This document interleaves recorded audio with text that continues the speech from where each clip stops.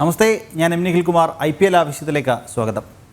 IPLിലെ ആദ്യ പ്ലേ ഓഫിൽ ഹൈദരാബാദിനെ തകർത്ത് കൊൽക്കത്ത നൈറ്റ് റൈഡേഴ്സ് ഫൈനലിൽ പ്രവേശിച്ചു. ഹൈദരാബാദ് ഉയർത്തിയ 159 റൺസ് പിന്തുടർന്നിറങ്ങിയ കൊൽക്കത്ത 13.4 ഓവറിൽ 8 വിക്കറ്റ് നഷ്ടത്തിലാണ് ലക്ഷ്യം മറികടന്നത്. കൊൽക്കത്തയ്ക്കായി വെങ്കടേഷ് അയ്യരും ശ്രേയസ് അയ്യരും അർദ്ധ സെഞ്ചുറി നേടി 3 വിക്കറ്റ് വീഴ്ത്തിയ മിച്ചൽ സ്റ്റാർക്കാണ് കളിയിലെ താരം.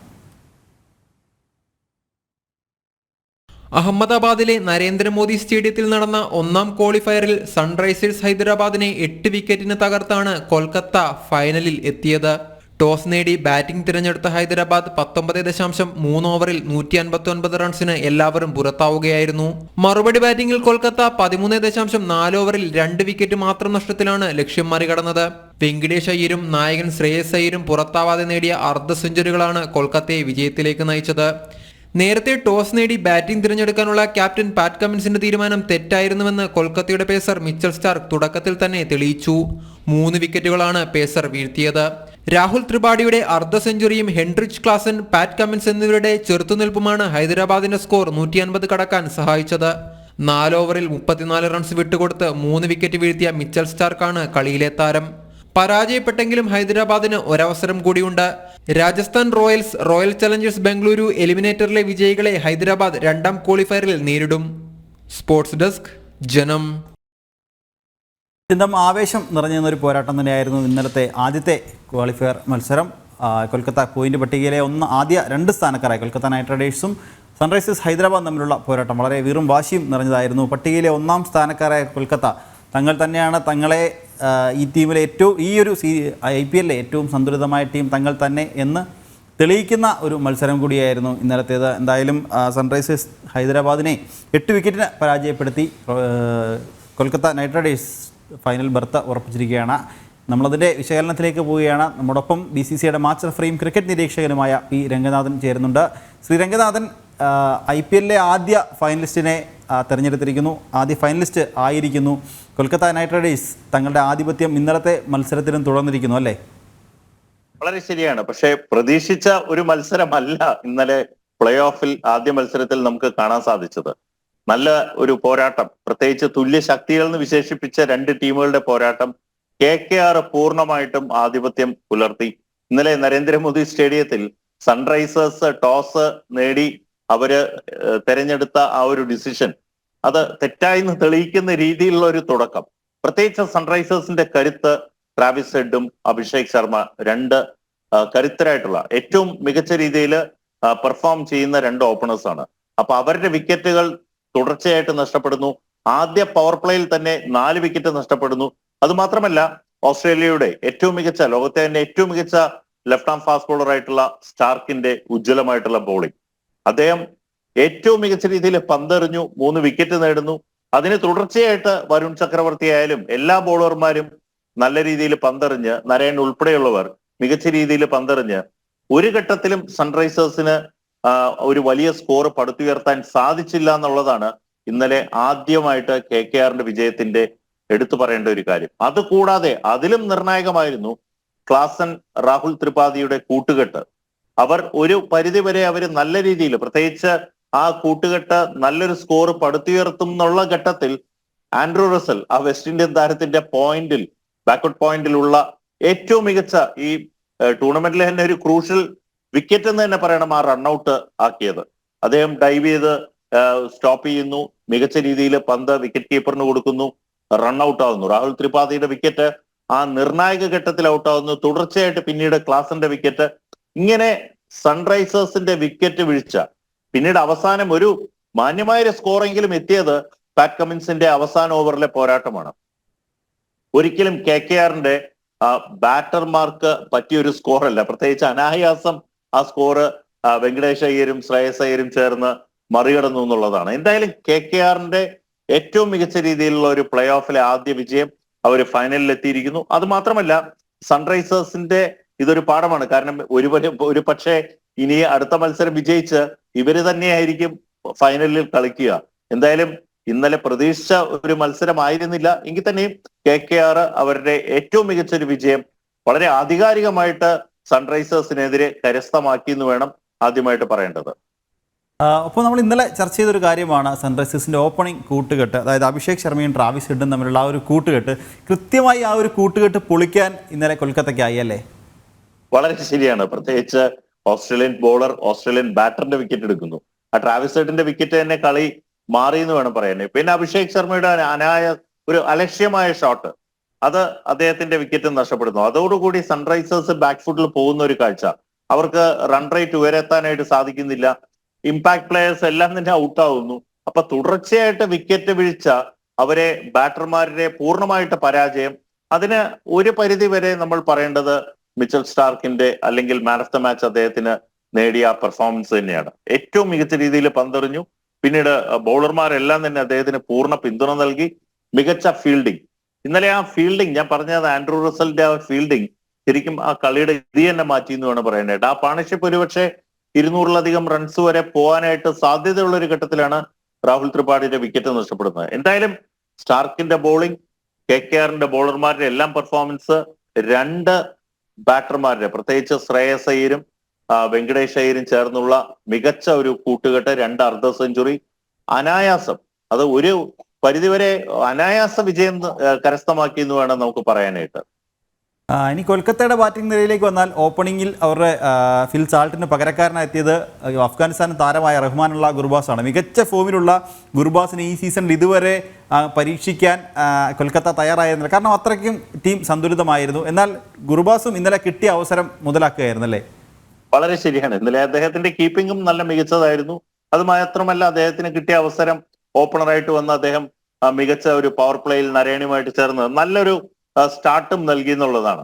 അപ്പൊ ഇവിടെ ഒരു പ്ലെയറിന് എടുക്കുന്ന തീരുമാനം മാനേജ്മെന്റ്, പ്രത്യേകിച്ച് ചന്ദ്രകാന്ത് പണ്ഡിറ്റിനെ പോലെയുള്ള മികച്ച പരിശീലകനുള്ള ഒരു ടീം, അദ്ദേഹം ആ ഒരു തീരുമാനം ശരിവെക്കുന്ന രീതിയിൽ ഈ അഫ്ഗാൻ താരം അദ്ദേഹത്തിന്റെ പെർഫോമൻസ് മികവ്, കിട്ടിയ അവസരം വിനിയോഗിച്ചു എന്ന് വേണം പറയാനായിട്ട്.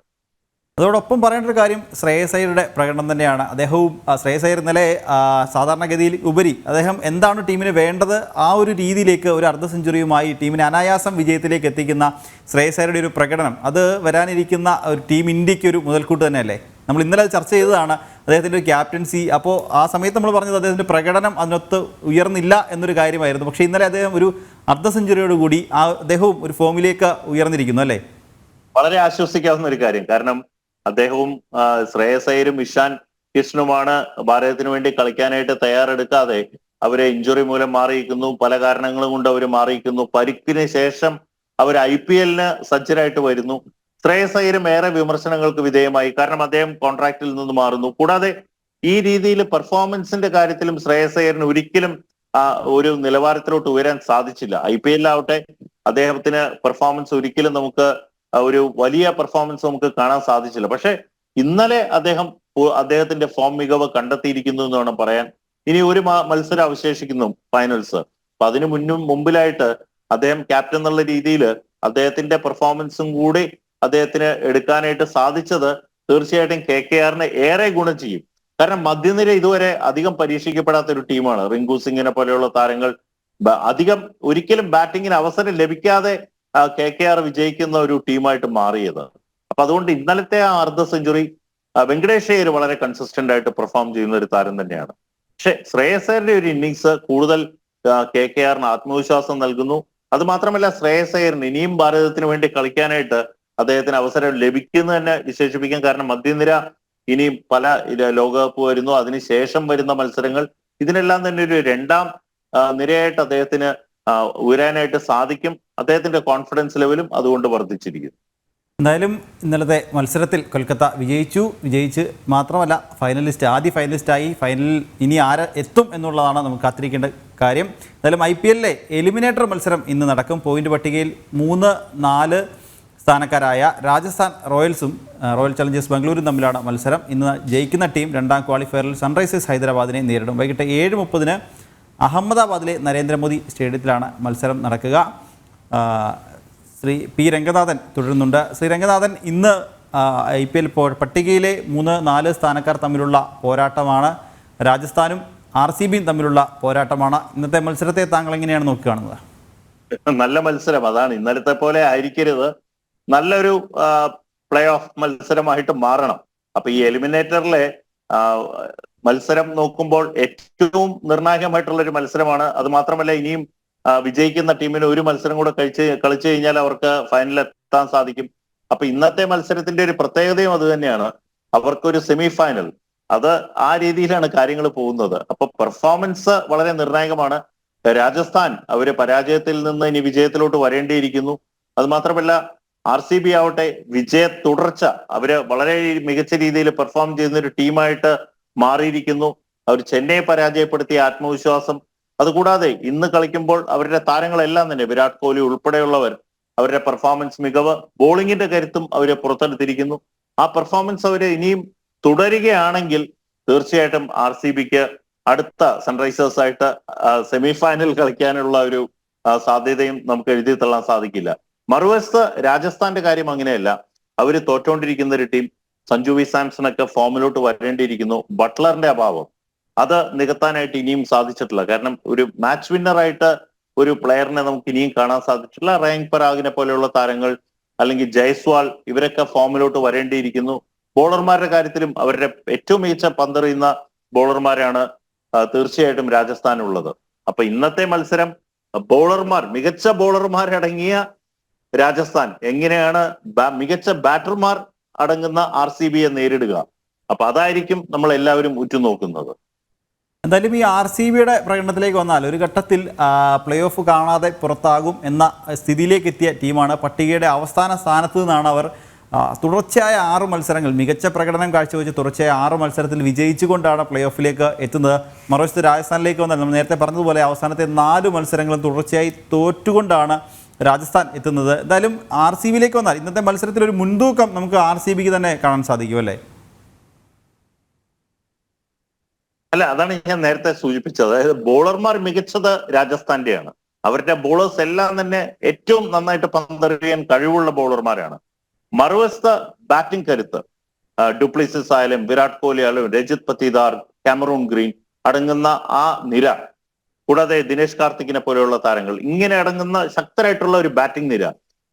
ബോളിംഗ് രാജസ്ഥാന്റെ ട്രെന്റ് ബോൾട്ട് ആയാലും അതുകൂടാതെ അശ്വിൻ, ചാഹൽ അടങ്ങുന്ന ഏറ്റവും മികച്ച രീതിയിൽ പന്തെറിയാൻ കഴിവുള്ള രാജസ്ഥാൻ ടീം. അപ്പൊ ഈ മികച്ച പന്തെറിയാൻ കഴിവുള്ള താരങ്ങൾ എങ്ങനെയാണ് മികച്ച ബാറ്റർമാർക്കെതിരെ പന്തെറിയുക എന്നുള്ളതാണ് ഉറ്റുനോക്കുന്നത്. നല്ലൊരു സ്കോർ പടുത്തുയർത്തി കഴിഞ്ഞാൽ രാജസ്ഥാന് ചേസ് ചെയ്യുക ബുദ്ധിമുട്ടായിരിക്കും. എന്തായാലും ഇന്നും ആവേശം നിറഞ്ഞു നിൽക്കുന്ന ഒരു മത്സരത്തിന് വേണ്ടിയാണ് ക്രിക്കറ്റ് ആരാധകരൊക്കെ ഉറ്റുനോക്കുന്നത്. നമ്മോടൊപ്പം വിലയിരുത്തലുമായി ഇത്രയും നേരം ചേർന്നത് ക്രിക്കറ്റ് നിരീക്ഷകനും BCCയുടെ മാച്ച് റഫറിയുമായ P. രംഗനാഥനായിരുന്നു. വളരെയധികം നന്ദി ശ്രീ രംഗനാഥൻ. എന്തായാലും IPLലെ എലിമിനേറ്റർ മത്സരം ഇന്ന് നടക്കും. പറഞ്ഞതുപോലെ രാജസ്ഥാൻ റോയൽസും റോയൽ ചലഞ്ചേഴ്സ് ബാംഗ്ലൂരുവും തമ്മിലാണ് മത്സരം നടക്കുക. അത്യന്തം ആവേശം നിറഞ്ഞു നിൽക്കുന്ന ഒരു മത്സരം തന്നെയാണ് ആരാധകരൊക്കെ പ്രതീക്ഷിക്കുന്നത്. കാരണം പോയിന്റ് പട്ടികയിൽ 3-4 സ്ഥാനക്കാരായി എത്തിയ ടീമുകളാണ്. രാജസ്ഥാൻ റോയൽസിലേക്ക് വന്നാൽ അവസാന 4 മത്സരം പരാജയപ്പെട്ട രാജസ്ഥാൻ ഇന്ന് വിജയിച്ചേ മതിയാവൂ. കാരണം മുന്നിലേക്ക് പോകാൻ, അടുത്ത ക്വാളിഫയറിലേക്ക് പോകാൻ രാജസ്ഥാൻ ഇന്ന് വിജയം അനിവാര്യമാണ്. മറുവശത്ത് RCBയിലേക്ക് വന്നാൽ അവസാനത്തെ 6 മത്സരം വിജയിച്ച്, അതായത് പോയിന്റ് പട്ടികയിൽ അവസാന സ്ഥാനക്കാരായി ഒരു ഘട്ടത്തിൽ IPL പ്ലേ ഓഫ് കാണാതെ പുറത്താകും എന്ന ഘട്ടത്തിൽ നിന്ന് പ്ലേ ഓഫിലേക്ക് എത്തിയ ടീമാണ് RCBയും രാജസ്ഥാനും തമ്മിലുള്ള പോരാട്ടത്തിലെ ഫലം എന്താകും എന്നൊക്കെയാണ് ആരാധകർ ഉറ്റുനോക്കുന്നത്. അതിൻ്റെ വിശദാംശങ്ങൾ വിലയിരുത്തലൊക്കെ ആയിട്ട് നാളെ രാവിലെ 8:15 നമുക്ക് വീണ്ടും കാണാം. ഇന്നത്തെ IPL ആവേശത്തിൻ്റെ സമയം ഇവിടെ പൂർണ്ണമാവുകയാണ്. നമസ്തേ.